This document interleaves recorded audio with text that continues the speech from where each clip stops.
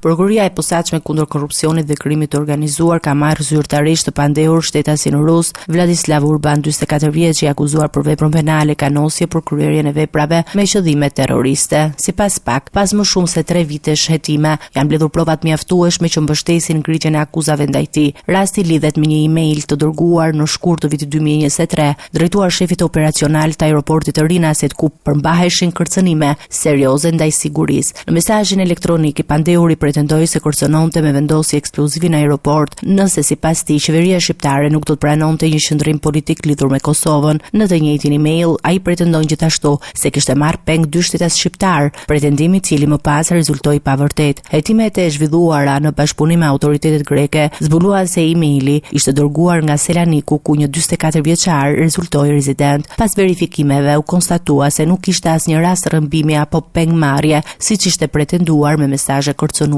Autoritetet theksojnë gjithashtu se i pandehuri ka pasur edhe më parë raste të ngjashme të dërgimit të emaileve kërcënuese, çka është marrë në konsiderat gjatë hetimeve. Dosja tashmë pritet kalojë për shqyrtim në gjykatë.